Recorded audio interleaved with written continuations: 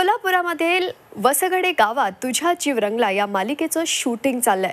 आम्ही खास मालिका मसाला या आमच्या कार्यक्रमाच्या माध्यमातून शूट दरम्यान कलाकारांना कशी कसरत करावी लागते हे आम्ही तुम्हाला दाखवणार आहोत। चला तर मग थेट कोल्हापुरात वसगडे गावात जाऊया।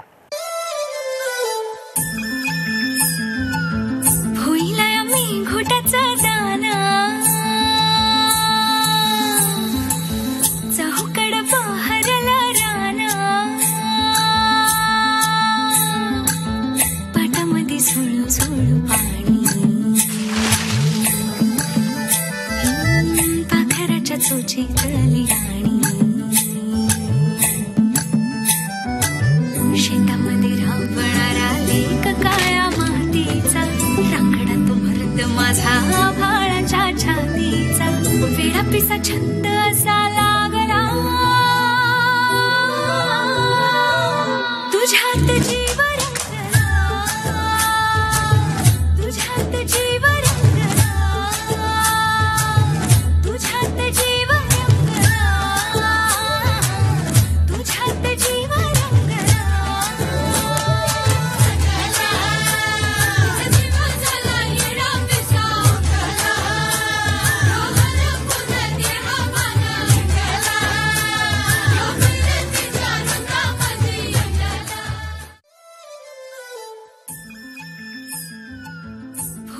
तुम्हाला सगळ्यांना कळलंच असेल की आपण कुठे आलो आहोत। हा परिसर बघून तुम्हाला अंदाज आलाच असेल की आपण शेतात आलो आहोत। शेतीचा किंवा मातीचा उल्लेख झालाच की राणाच्या आयुष्यात दोन गोष्टी प्रिय आहेत, त्या म्हणजे शेत आणि तालीम। आता या दोन गोष्टी आल्यामुळे त्याचे दोन जीवाभावाचे मित्र आले, बरकत आणि भाल्या। आणि आज इकडे शेतात कधी नाही ते आमचे सन्नीदा सुद्धा आलेले आहेत तुमच्याशी गप्पा मारायला। तर आपण त्यांना विचारूया की त्यांना कसं वाटतं, कारण की मला तर त्यांच्यावर काम करताना खूप मजा येते। किंवा मी आणि राज म्हणजे सन्नीदा तुमचा तो आम्ही खरोखर भाऊच आहोत। आम्ही ऑफ स्क्रीन सुद्धा भाऊच असतो, भावासारखेच राहतो किंवा भाऊच आहोत, कारण की आम्ही इतके धमाल करत असतो। आणि आमचे जेव्हा सीन असतात तेव्हा मी इतके एन्जॉय करत असतो की प्रत्येकाकडून आम्ही तसंच शिकत असतो। किंवा हा मला शिकवतो, मी त्याला शिकवतो। भाल्या म्हणजे अतुल पाटील उर्फ टँगो, टँगो पैलवान म्हणून त्या अख्ख्या महाराष्ट्रात फेमस आहेत। आज राणा जर तुम्हाला पैलवान म्हणून दिसत असेल तर फक्त त्यांच्यामुळे दिसतोय, त्यांच्याकडनं मला बऱ्याच गोष्टी शिकायला मिळतात, कारण ते स्वतः एक नॉन ॲक्टर आहेत। पण आज भाल्या अख्ख्या महाराष्ट्रामध्ये भाल्या म्हणून ओळखला जातो, ते एक ॲक्टर म्हणून, तर ही खूप मोठी गोष्ट आहे। नाही, कुस्तीसाठी मी तुला शिकवतोय पण ॲक्टिंगसाठी तू मला शिकवतोय उगाच काहीतरी म्हणता येते।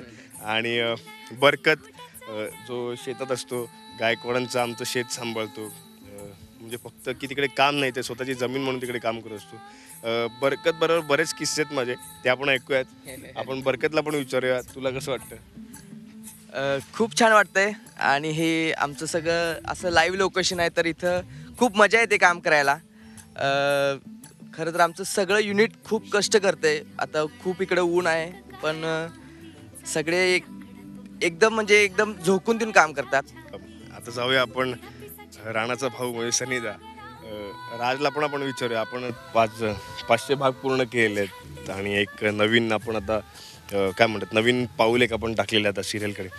त्याला आज आम्ही शेतात मुद्दाम आणलेलं आहे, कारण की तो शेतात येत नाही, त्याचा फक्त विहिरीशी संबंध आहे, कारण की तो नेहमी म्हणत असतो की विहिरी तर आपण राजला विचारूया, राज तुला कसं वाटतं की आज आपण 500 भाग पूर्ण करून एक नवीन प्रवास सुरू करतोय, तर तुझा हा 500 एपिसोडचा प्रवास किंवा तुझ्या सिरियलबद्दलच्या आठवणी, त्याच्या आधीच्या प्रोसेसमधल्या आठवणी, तर तुला काय वाटतं? सगळ्यात प्रथम सगळ्या प्रेक्षकांचे आभार।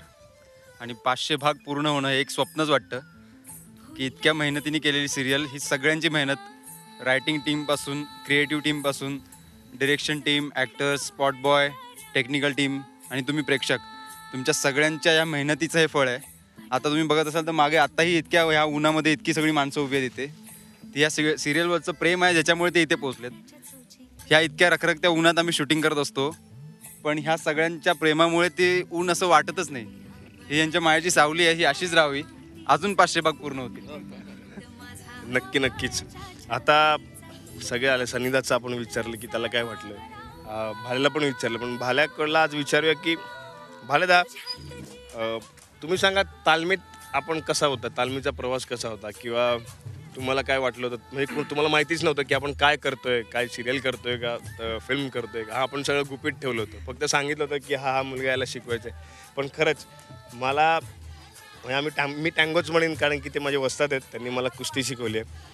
तर प्रत्येक वेळेला कुस्तीला जर माझ्या कोणत्याही म्हणजे सीनला जर ते नसतील तर मला कसं तरी होतं. मग किती मोठा सीन असू दे काय असू दे, नाही मी सांगतो पहिले भालदादांना बोलवा, टँगो दादांना बोलवा, त्याशिवाय मी कुस्ती करणार नाही. कारण की एक सपोर्ट असतो, एक शक्ती लागते मागे आपल्या, तर मला ती शक्ती यांच्याकडनं मिळते.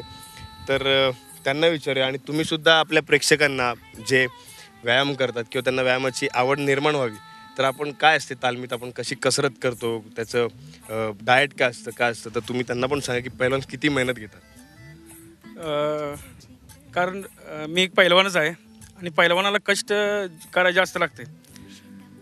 पैलवान असं की नाही की बाबा लंगोटा लावला आणि लगेच तयार झाला, असं नाही. पैलवानाला एक 10-10 वर्ष कष्ट करायला लागते. मेथीची भाजी 2 दिवसात येते आणि 5 दिवसात संपून जाते. आणि नारळाचं कोंब यायला 6-6 महिने आपल्याला थांबायला लागते. तसंच पैलवानकीचं आहे, 10-10 वर्ष कष्ट करायला लागते. त्यावेळी कुठं महाराष्ट्र केसरीच्या लिहिलं जाते. कुस्ती मेहनतीत आमचं तर एवढंही आहे, सकाळी 4ला उठायचं, आवरून 4:30पर्यंत सगळं झाल्यानंतर प्रार्थना हजेरी असती. मग त्यावेळी सर सांगतील की बाबा आज आपल्याला हे करायचं आहे. मग तिथून सगळी बाहेर पडतात. 4:30 झाले ना की बरोबर 7 वाजता म्हणजे बाहेरचं ट्रेनिंग करून सगळं 7 वाजता तालमीत येतो. 7ला बरोबर लढती चालू होतात. 7ला लढती चालू झाली की 8:30-9ला संपतात. आणि त्या अशा लढती होतात की नाही, त्या आखाड्यातनं म्हणजे वरती जाऊ असं वाटतच नाही, एवढं तालमीत कष्ट आहे. आणि त्यानंतर मग खुराक आपलं थंडाई म्हणजे आपली तुला तर फेवरेटच असेल ती.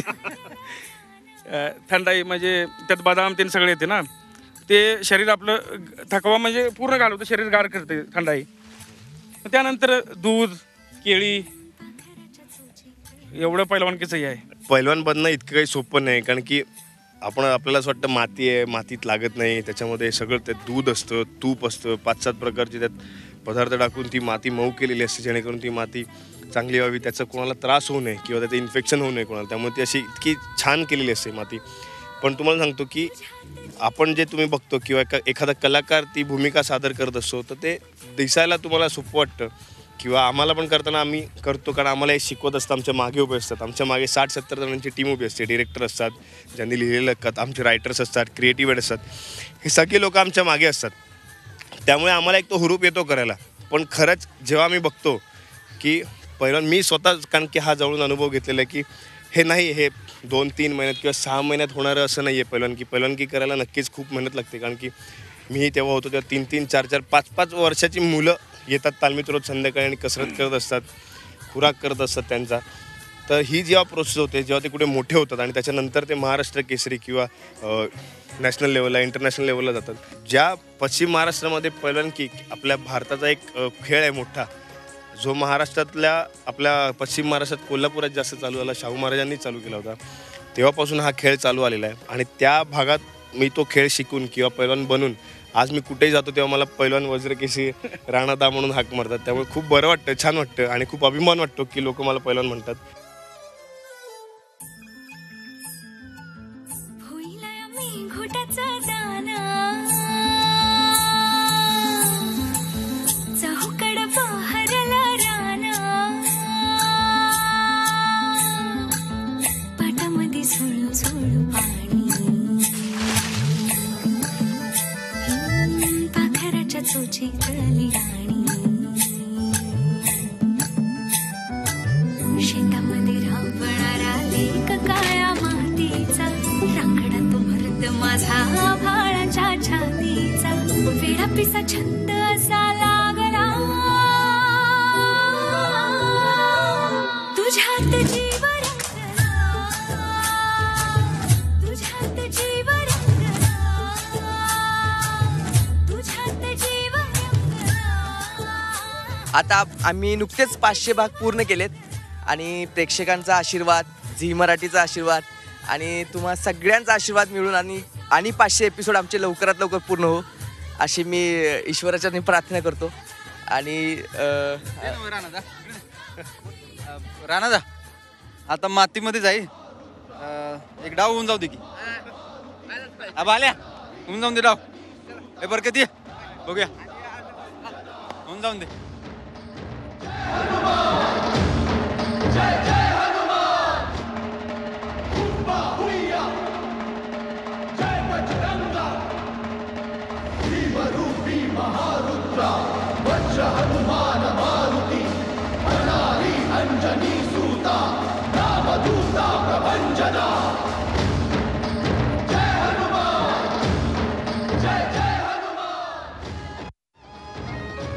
तुला डाव टाकायचं, पण ते डाव घेणं किंवा शिकणं खूप मोठी गोष्ट आहे. कारण ह्यांनी मला शिकवलं आहे. पण नाही, खरंच त्यांच्या खूप पाठिंब्यामुळे, इव्हन बरकत, राज यांच्यामुळे मी स्वतः एक कोल्हापुरी भाषा बोलायला शिकलो आहे सगळं. कारण की यांचा पाठिंबा होता की नाही हार्दिक तू करू शकतोस. पण छान गप्पा मारल्या. आपण आत्ता एक जागा बघितली, रखरखतं ऊन बघितलं. आता आपण थोडंसं थंडावा असेल अशा ठिकाणी जाऊ. चौकड बहरला राना, पाटामध्ये झुळू झुळू पाणी, पाखराच्या चोचीतली राणी, शेतामध्ये राबणारा लेक काळ्या मातीचा, राखडा तो मर्द माझा भाळाच्या छातीचा, वेडा पिसा छंद असा लागला, तुझ्यात जीव रंगला, तुझ्यात जीव रंगला, तुझ्यात जीव रंगला,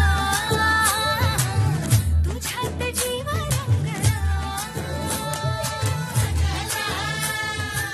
जसं मी तुम्हाला मगाशी सांगितलं की आपण आता दुसऱ्या लोकेशनवर जाणार आहोत. तर आपण तिथे आलो आहोत. तर हे लोकेशन आहे म्हणजे राणाचं शेत, जी अगदी जवळची जागा आहे. तिथे त्याचा जवळचा मित्र बरकत राहत असतो. तुम्ही आता माझ्या मागे बघत असाल तर हीच ती विहीर आहे जिथे राणा अंजलीला लाजून उडी मारतो. तुम्ही बघितलं असेल पहिल्या काही एपिसोडमध्ये. तर या विहिरीचा आणि राणाचा खूप जवळचा संबंध आहे. आणि तुम्ही मागे बघत असाल तर हे बरकतचं घर. इथे बरकत नेहमी राहतो. बरकत बरोबर राणा येऊन गप्पा मारतो इथे शांत. जेव्हा कधी काही त्याला प्रॉब्लेम असतात जेव्हा तो बरकतकडे येतो. तर ही ती जागा आहे. आणि इथे तुम्ही बघत असाल तर हे पूर्ण शेत जे तुम्हाला नेहमी दिसत असतं. इथे तुम्ही मागे अजून थोडं याल तर इथे बरकतला बांधलेलं असतं. ती सॉरी बरकतला नाही, साहेबरावला बांधलेलं असतं ती जागा. म्हणजे बरकत साहेबराव घेऊन ते बांधतो असं म्हणायचं तुम्हाला. तर अशी ही आमची इकडे सुरुवात असते शेताची. आणि हे मागे तुम्हाला दिसतं हे पूर्ण शेत जे आपण नेहमी दाखवत असतो. किंवा राणा, बरकत, अंजलीबाईसुद्धा आजकाल शेतात काम करतात. तर हे ते पूर्ण शेत आहे. आणि खूप मजा येते इकडे काम करताना. खूप मनमोकळं वाटतं. कारण की असं भिंतीत अडकल्यासारखं वाटत नाही. मुंबईकरांना तर अशी गोष्ट म्हणजे फार दुर्मिळ असते. त्यामुळे खूप मजा येते इथे काम करताना. आणि आता तुम्ही मगाशी जर बघितलं असाल की ऊन एवढं आहे, रखरखतं ऊन आहे. आम्हाला तर त्रास होतो, तर प्रेक्षकांनाही त्रास होतो. पण जसं तुम्ही बघाल की एक थोडीशी धांदल चालू होते की कारण इथून दुसरीकडे जायचं असतं. दुसरीकडे रस्ते छोटे आहेत. आपण एका खेडेगावात शूट करतो. वसगडे गाव आहे आमचं, ज्या गावात आम्ही शूट करतो. हे रस्ते छोटे आहेत. तिथे पटकन आम्ही गाडी घेऊन जाऊ शकत नाही. तर आम्ही सगळे ट्रिपल सीट बसून किंवा डबल सीट बसून असे जातो. म्हणजे आम्ही काही रूल्स तोडत नाही. पण म्हणजे थोडंसं अंतर असेल, 500 मीटरचं अंतर असेल हे गावातल्या गावात, तर आम्ही असे पटकन जातो जेणेकरून आमचा वेळ वाचेल. कारण की लोकेशन हे एक लोकेशन दुसरं लोकेशन म्हणजे वाडा, शेत, तालीम, शाळा हे थोड्या अंतरावरती थोडं लांब आहेत. त्यामुळे आम्हाला जो काही सोर्स मिळतो आम्ही पटकन जातो. कारण आम्हाला वेळ वाचवायचा असतो आणि काम पूर्ण करायचं असतं. राखडा तो मर्द माझा भाळाच्या छातीचा, वेडा पिसा छंद असा लागला,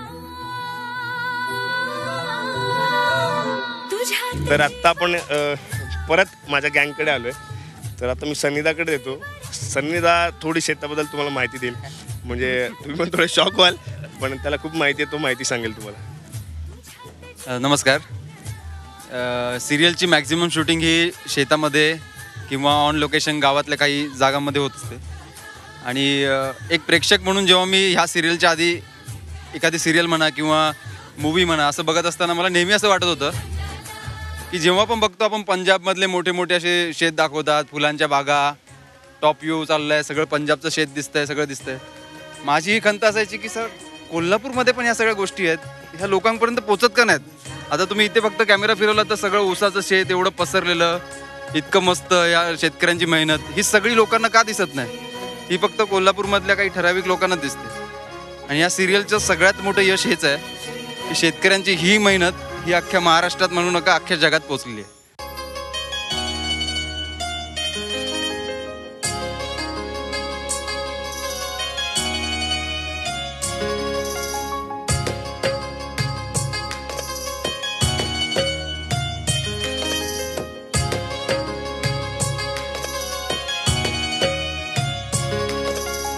ओढही लागली साजनी लाजली चांदणी चांदव्यावर भाळली. ते तुम्हाला मी सांगितलंच आहे की पण अजून परत एकदा मी प्रेक्षकांना सांगतो, सगळ्यांना सांगतो की तुम्ही आमच्यावर असंच प्रेम करत राहा, आमच्यावर नाराज होऊ नका. कारण आमच्याकडे फार वेळ कमी असतो, त्यामुळे काम पटकन उरकायचं असतं, त्यामुळे आम्हाला सतत तुम्हाला येऊन भेटता येत नाही. तर तुम्ही अजिबात नाराज होऊ नका. जसा आम्हाला वेळ मिळेल आम्ही तुम्हाला नक्की भेटू. आमची इच्छा असते की तुमच्यामध्ये येऊन तुमच्याशी गप्पा मारायची. तर जसं आम्हाला वेळ मिळेल किंवा आता जी 24 तासच्या माध्यमातून आम्ही तुमच्याशी गप्पा मारतो, जसं काही आम्हाला माध्यम मिळत राहील आम्ही तुमच्याशी गप्पा मारत राहू. पण सोमवार ते शनिवार संध्याकाळी 7:30 वाजता तुझ्या जीव रंगला फक्त झी मराठीवर. नक्की बघायचं काय? चालतंय ना वा?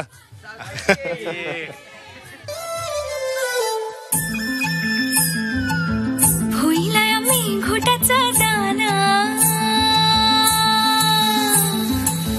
चहूकड बहरला राना पाटामध्ये झुळू झुळू पाणी पाखराच्या चोचीतली राणी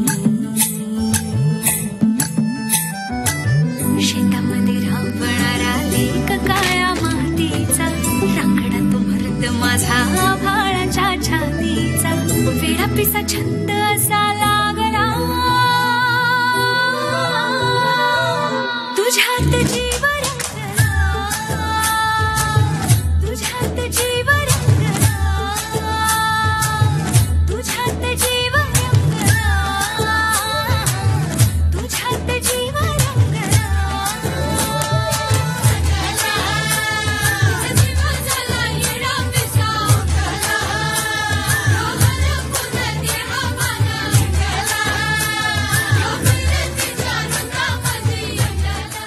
मालिका मसालामध्ये आता वेळ झाली का छोट्याशा ब्रेकची. कुठेही जाऊ नका कारण पुढच्या भागात ही बरंच काही इंटरेस्टिंग आहे. झी 24 तास रहा एक पाऊल पुढे.